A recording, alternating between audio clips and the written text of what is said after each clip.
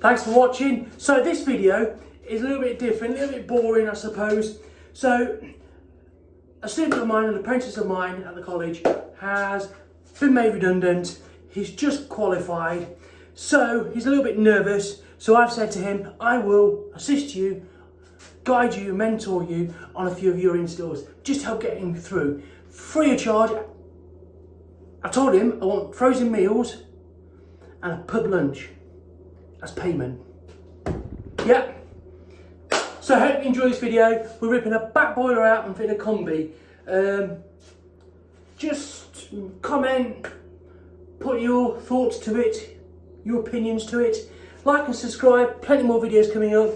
Loads of varieties, charity work, educational stuff, fault finding videos, air conditioning, hopefully some chiller rooms coming up, heat pump installs. Like and subscribe and take a look at the website.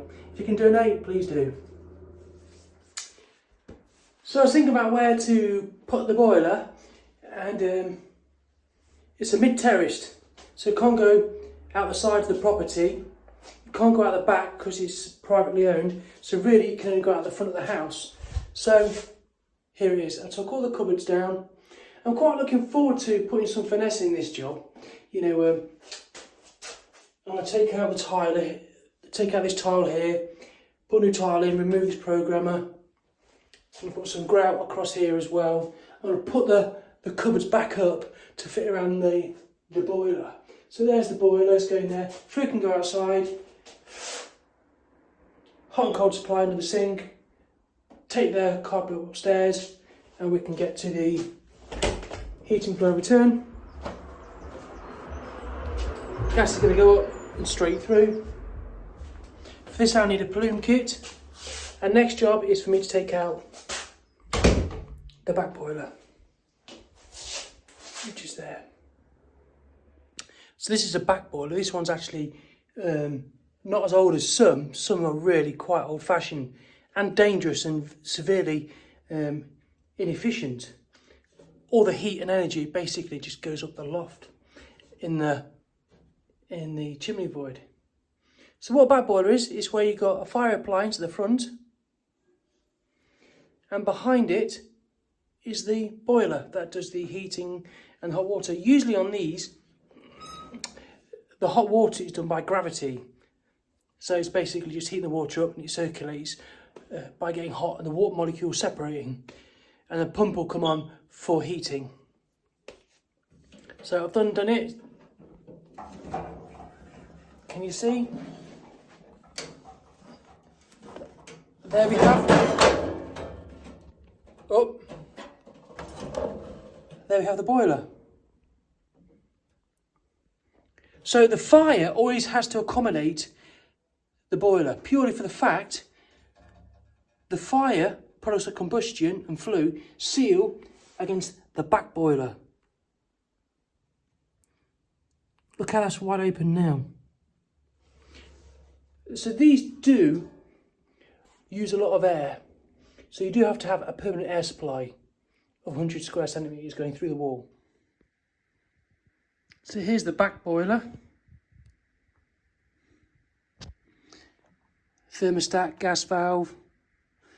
The fire's been capped off here at some point. Maybe it was dangerous, so just there the gas fire would be connected. There's a gas fire burner. Process of combustion will come up through the radiance and through the spigot. So obviously with no gas fire, the products of combustion can come straight in the room. And this is how inefficient it is. By making the flame bigger or smaller,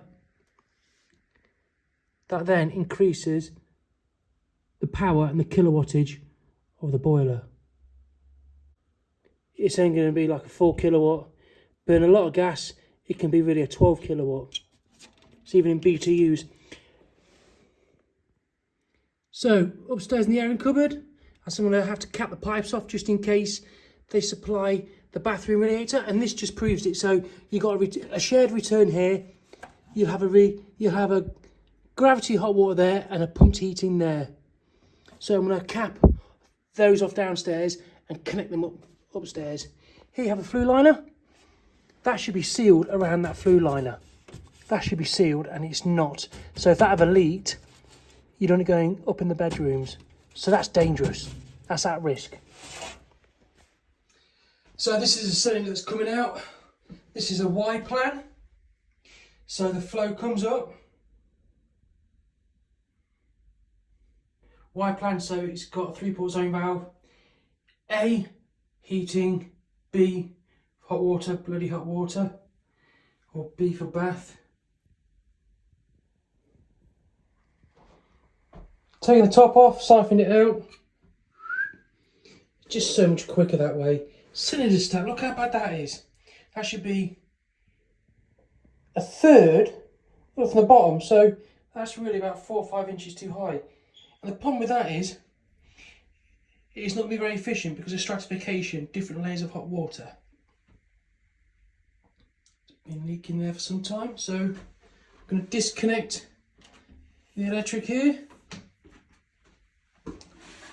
I might use that as a garden feature yet. So really I want to tidy up as much as possible in here as I can. The wiring, turn up and come out, take as many of these pipes out as possible.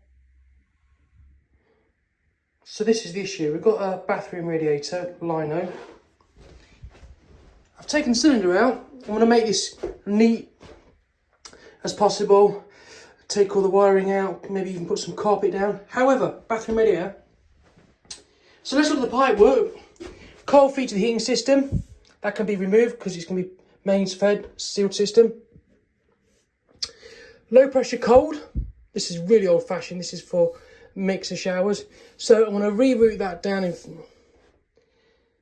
make it a little bit neater. So I'll move it back to the wall, along and up. I'll show you the video to that in a corner. Flem pipe, that can go because it's going to be mains. So that's going to be capped off under the floor. Domestic hot water. Cold feed, that can go. However, here we have heating, flow and return. Okay, now then, they can be capped off. Always cap pipes off, never leave them open. So I'm going to cap that off. However, we have a problem here. This is the return to the back boiler. This is the flow from the back boiler. Now, when the boiler fires up, that might be heating the bathroom radiator up. So really, we must connect these up. Because if we cap them off, the bathroom radiator might not get hot. Quick safety tip here. If you're connecting a mixer shower on a gravity low pressure hot water system, whenever you connect the cold supply to the cylinder, you make it the highest in the system. And the reason why that is, if it blocks, you want to run out of hot water, not cold water. That will prevent scalding. So I'm draining down now. Hot water's almost coming to an end. Cold water, still loads of pressure left. So in the system, you do your cold feed higher than the cold feed to the shower. Here goes. Let's look at the scale. Look at that. That's what you're bathing in. That's all around the coil, the immersion heater.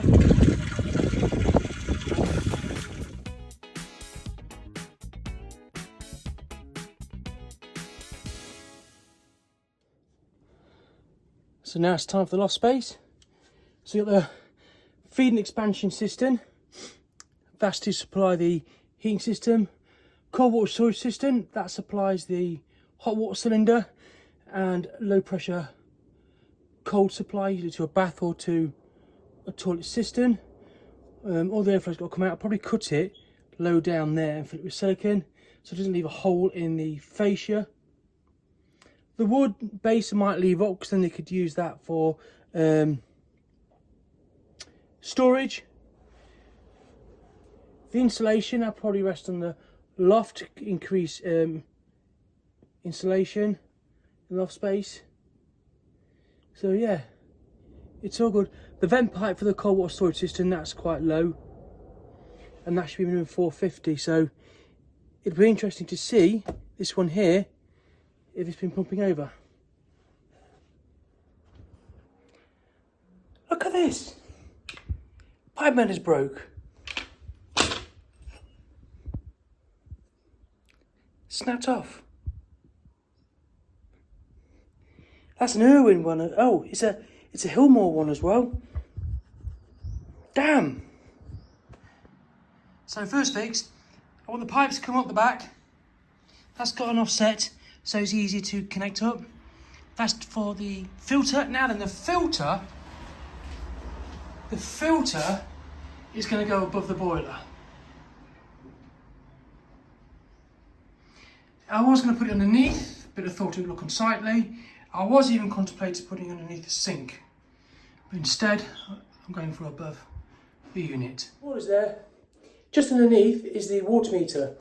So the issue there is there's no water volume. The water comes in, goes to the appliance and goes out again.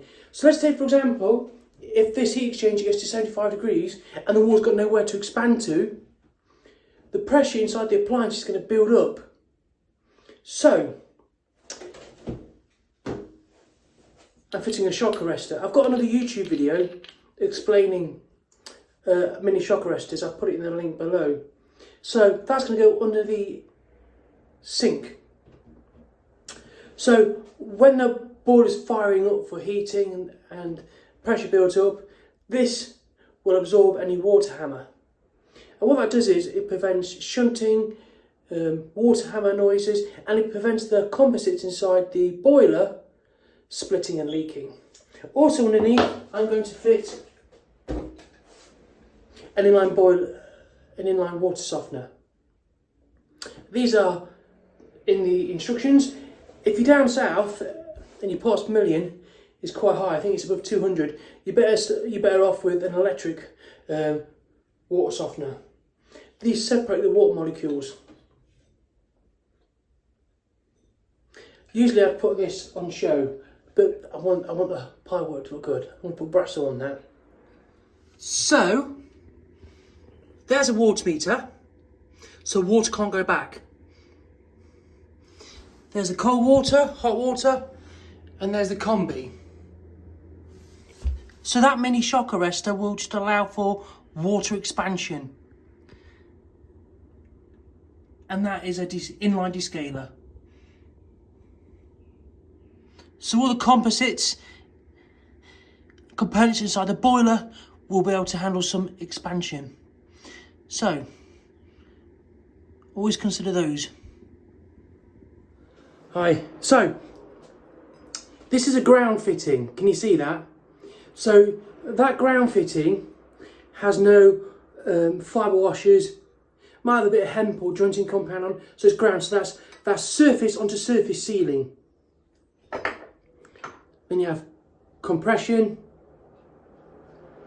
Then you can have a tapered joint, that's a slightly tapered joint look. So that'll have PTFE on.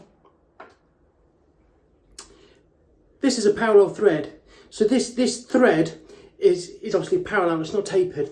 So to seal this, I put some PTFE in the thread, just to give it some security. And just there, I've covered a fibre washer up in PTFE. I go a bit OTT because I get a bit anxious sometimes and anxiety, so fibre washer, a bit of PTFE, and that's going to screw into there.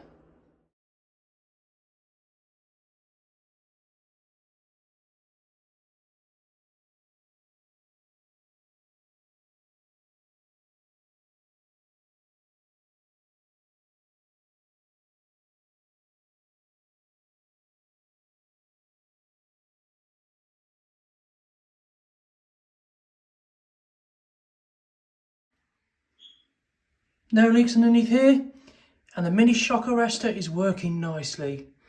There's the inline descaler. Number the boards, so they've been taken up there. 1, 2, 3. Label it on the board, so it's just easy to put down. Whenever you take a carpet up, Don't stand on the edge of the carpet because you'll stain it. Okay, here, the dust sheets. These dust sheets are laminate dust sheets, so they're waterproof. If I spill anything on these dust sheets, it won't go through. So plenty of dust sheets on the job. Damp cloth for wiping, look. Everywhere's nice and tidy. Around the pipes, I'm going to put some pipe insulation. Just here, these are quite good. I've only started using these as I've got older because it's easier than soldering. Obtuse fittings, look, can you see there? They've used obtuse fittings going into the T. So you could use a kick, but by using an obtuse fitting, MF, you get it more tighter. And just there, if you can see, they've actually soldered the two pipes together. Just stops vibration and knocking the pipes. So yeah, the number of the boards there. The tongue and groove floorboard there was nailed under the skirting, so it couldn't come out, so they're going to put some wood underneath that. So the boards are here. The boards in this room will go back nice and neat and secure. So yeah, clean the joist afterwards. Onwards and upwards. So it's been a long day. I'm just going around checking a few bits, give my input, and so legally, after your last soldering session, you should still remain on site for an hour. That's for insurance purposes, health and safety purposes, Fire Precautions Act. This is an old perfume tub. I have this in my soldering box, and I just spray it after I've soldered a joint, wipe the flux off. So, just giving him some pet talk about flues. So, cut it with an angle grinder, and then I just showed him how to chamfer it, the inner flue and the outer flue, and then just do inside to deburr it. So, you have the outer flue is just as important and essential as the inner flue, because if you damage the outer flue, it could affect the CO2, the oxygen readings, 20.9, and the inside you don't want to damage it because obviously the product's combustion will contaminate the fresh air. But people don't realise that with flues you have to grease them and get it chamfered.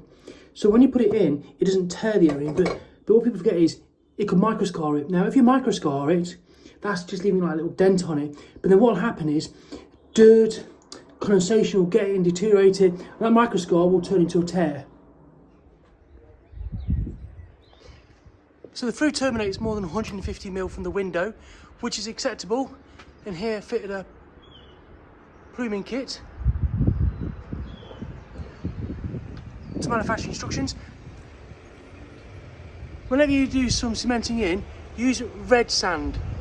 It makes the cement look aged and well weathered. Well done, buddy. So the electricity is off. This is off the ring main I've connected to, and this is what I've been supplied. So I'm just saying to Kieran, really, the installer, when it comes to electric, keep it simple. So I've recommended this, screwing it to the joist. When it comes to doing any maintenance work or fault finding, it's there, it's simple. Slide it under, screw it back, jobs are good. And these aren't very expensive, you can't leave it like that. You can't faff around doing that, it's not worth it. If a live touching earth blows it, or you got an issue, or someone comes to view your work, it's not good enough.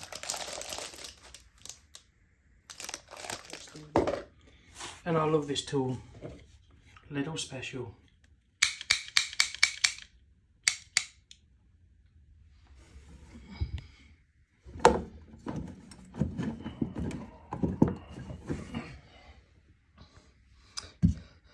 Floorboards are numbered.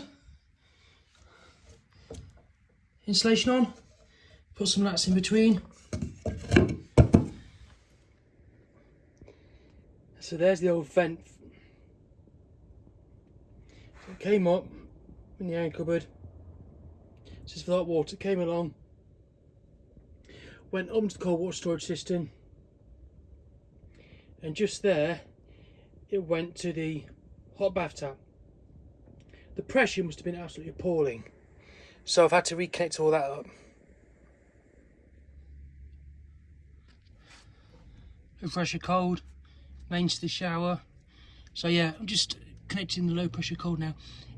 It amazes me how many people don't put inserts in speed fit. Absolutely shocks me and appalls me. I don't get it. And how many people use the wrong insert for compression. So condensation pipe's got a fall on it. This is good because it's got an air gap. Look how bad that is. So the tank's going to come in, faff back with that. So I'm going to have a go at securing that.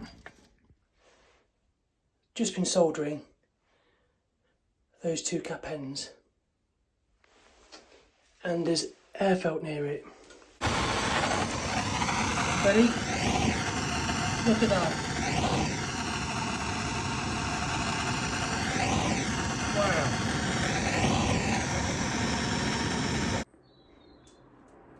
So I've just seen him struggling changing these taps, and little bits of advice and passing experience on can really make someone's life a lot easier. First things first, access. So here I've taken the drawer out and I've got to it there. Got these box spanners I've got.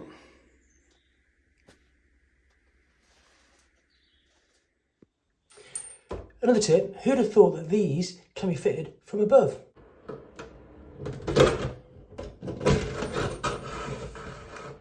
Never over tighten them in. Don't use grips, hand tight.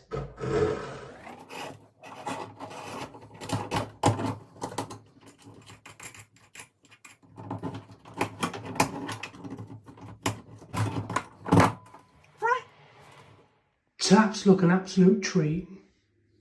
Whenever you put floorboards down, especially chipboard, always use glue where possible, because what it does is it stops the floorboards creaking and just keeps the compression there.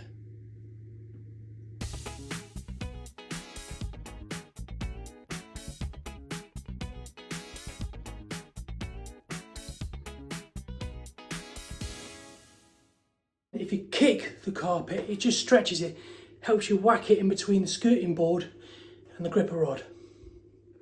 Look at the old airing cupboard now. Holes filled in, everything gone, floorboards replaced, pipes nearly clipped, filled the holes in there. They mentioned making this a walk-in wardrobe to my mate, and in situations like this where the airing cupboard's been, you could always mention putting a small radiator in it for drying clothes and just keeping some comfort here. The electric is in for the fireplace, thermostatic valves everywhere with a decorator's cap. Sorry. So I'm going to take this room thermostat out now, and whenever you fit a new heating system, you've always got to explain the controls to the customer. So I fit an EPH combi pack here, great boiler. This is a room thermostat. Basically, it just sends a signal of demand, nothing more, nothing less. Now we have load compensating. So what that means is it looks at the internal temperature and tells the boiler how much gain it needs to achieve. So for example, if it's 17 degrees in here and the demand is 18, the boiler will know it's got 1 degree to find. Here, it just constantly puts the boiler up in high fire. Very inefficient. Inefficient controls removed. Patched up.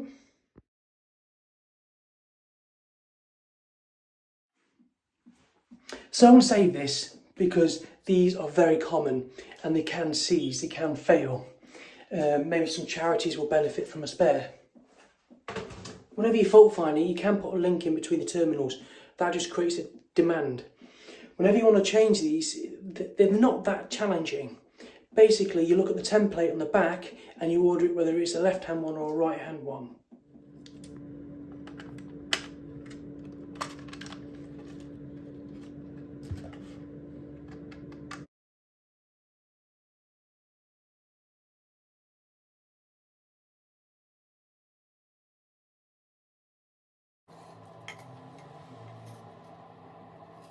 Grouted. So I capped these off earlier on in case they were needed. Let's see if they are live. Nope.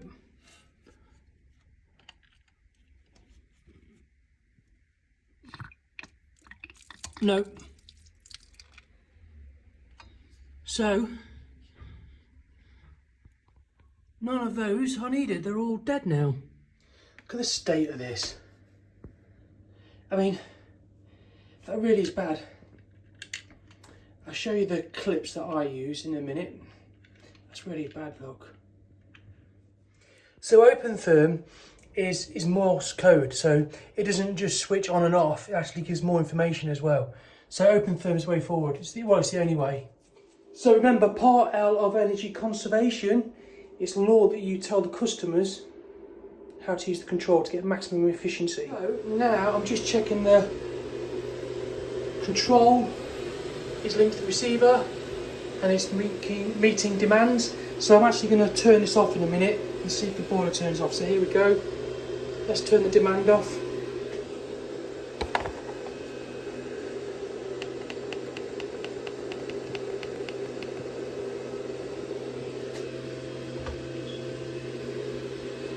The boiler's doing a purge.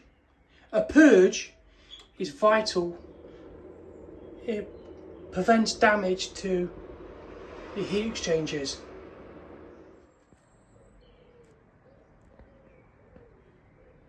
So it's passed the tightness test. Got the earth. It's sealed. It's got the contact number. So I'm going to commission the boiler now, and when you're commissioning the boiler, it's vital that you put it in high and low fire. And the reason why you do that is so you're testing the appliance to every possible scenario. So if you just turn the boiler on and off and rate it then and commission it then, that's not acceptable. You have to do it when it's working at really low temperatures and really maximum range. So I'm going to go through that now with you. Low fire. High fire in heating mode, capital H is high fire hot water mode. And now I'm going to put my flow analyzer in.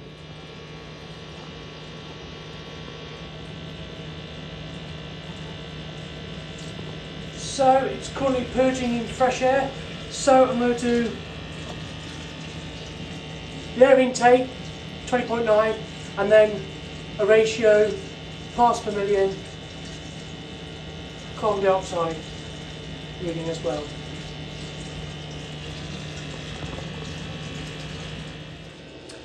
So I was just telling the young installer, another reason to put it in this commissioning mode is that people could fit a boiler and range rate it, and they might install it to what they've range rated it. So when you put it in high fire, it could overrule that and put it in maximum kilowattage. After this, I'm going to gas rate it as well. Just check it's putting the correct amount of gas. High fire heating. Let's put it in high fire for hot water. Got the hot tap on as well just to disperse some heat. So let's just let that settle for a while now. So now I'm checking the integrity of the flue, and it's 20.9. Gas rating now. I'm going to measure the amount of gas used in 2 minutes. So I'm going to press A so we can write down the gas index. So now I'm going to carry out a gas rating. So I'm going to put the boiler in high fire, and I'm going to go to the meter. I'm going to measure the amount of gas used in 2 minutes. So I want to measure the index reading at the beginning and at the end. And for this, I'm going to use the gas app. And here it is. Now this gas app is absolutely brilliant. It's all free. You can do gas rating, gas pipework sizing. It's got offers on, deals on, and on this app as well, there's now fault finding videos. So yeah, here it is. So now checking the working pressure going to the appliance. So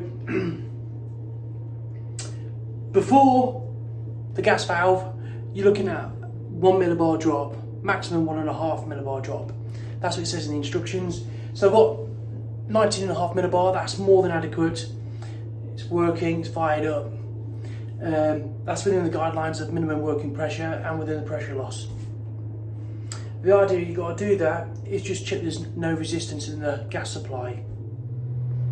So I'm looking at bottom meniscus line there, 19.5.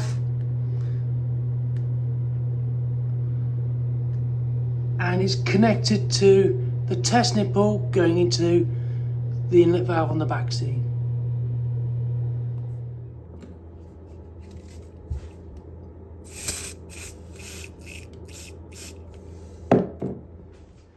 So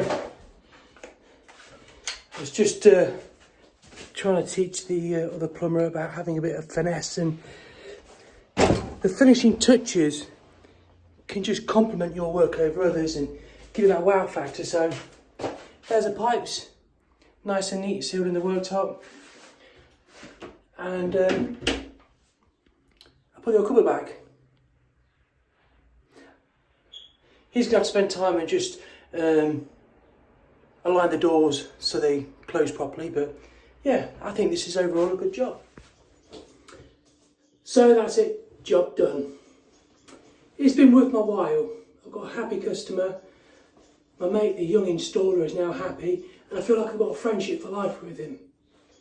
You know, a lot of people put installs up on social media platforms and they get ridiculed, they get trolled. I don't think that's fair, because if no one knows what they're doing is wrong, how can you insult them? So I've created a bond with this kid. He's got my experience behind him now, and I'm always going to be a message away. It's been good. Make sure you like and subscribe. Any questions, please comment below.